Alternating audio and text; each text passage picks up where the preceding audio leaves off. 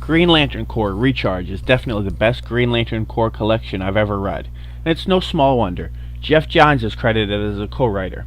Dave Gibbons and artist Patrick Gleason are still here, but writer Peter Tomasi is nowhere in sight. What does that mean for Recharge?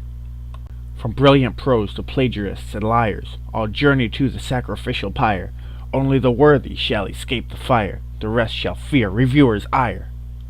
Turn up the lights in here, baby. Extra bright, I want y'all to see this. Turn up the lights in here, baby. You know what I need, want you to see everything. Want you to see all of the lights.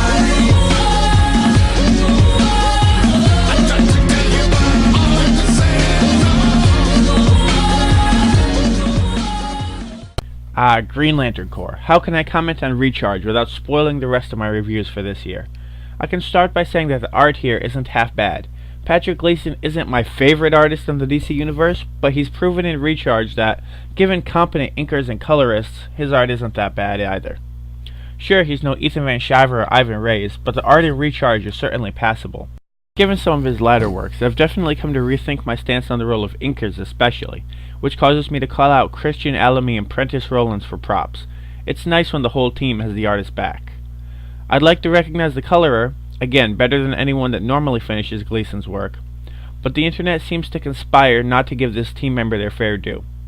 On a related note, the DC Wiki is terrible, going so far as to give less information about any particular collection or series than Wikipedia has, which is about as serious a sin as any fandom wiki can commit.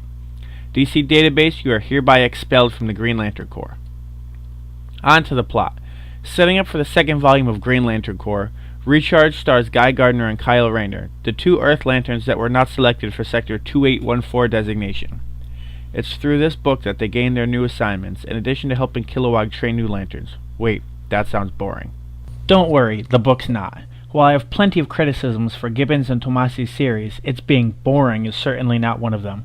We start by being introduced to some of the new recruits. Thankfully, none of them are referred to as noobs, even if I would have accepted this from Guy and Guy only, that we're going to see throughout the series. By the way, am I the only one who's come to think of a 5-year run in a comic book as a season?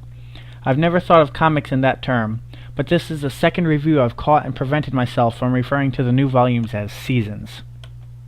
As I was saying, the book stars Guy and Kyle, with heavy involvement from Kilowog and a fairly large degree of involvement from characters such as Salak, Ganthet, Mogo, and the new recruits. Recruits are being drawn into sudden black holes, and it's not until Guy, Kyle, and Kilowog try to rescue 3 of them that anyone discovers the source of these anomalies, the Spider Guild of Vega. The Spider Guild, upon discovering lanterns in their midst, immediately strike at Oa, causing the veteran lanterns to rally the recruits and defeating them.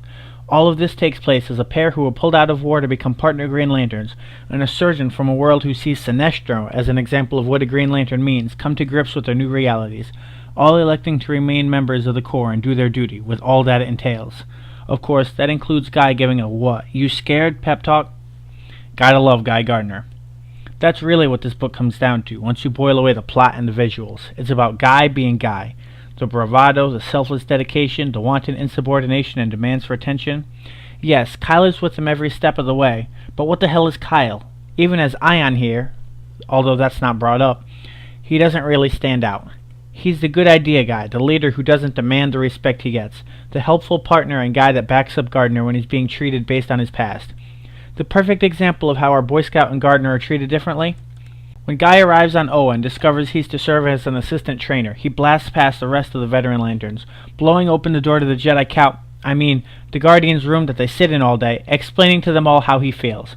You know, the way Guy Gardner explains things. The Guardians respond to Gardner as, "We remember him, the caveman," and refer to how the humans talk back. They use quotes as though this is an entirely unbelievable concept to them, despite organizing a corps of beings whose defining attributes are fearlessness and willpower. Rayner then strolls in behind him. They immediately lavish comments about the torchbearer upon him. Guy is standing there like, what the hell is this? We get some closure on this right toward the end, when Kyle says that any punishment due Guy for their actions, they'd have to bestow on him as well for being right next to him the whole time. Even though Guy Gardner is the new black, they decide to let the torchbearer have his Negro just this once. Kilowog is another one who backs Guy up through most of the book, mostly toward his no-nonsense counterpart Salak. The downsides of this book? Well, with Infinite Crisis less than a year away, and several other crises straight on its heels, the idea of a universe-spanning war between the Green Lanterns and the Spider Guild being sparked and wrapped up in 5 issues just for the sake of setting up the new characters and series reeks of contrivance. Hal Jordan and John Stewart of Green Lantern bookend the miniseries, but they don't play a pivotal role, nor does the Spider Guild war spill over into the neighboring issues of Green Lantern. You want to see how to set up character drama and events to come in a believable way? Take a look at Green Lantern, No Fear, and Wanted, Hal Jordan. The other downside here is a semi-retcon of the Yellow Impurity.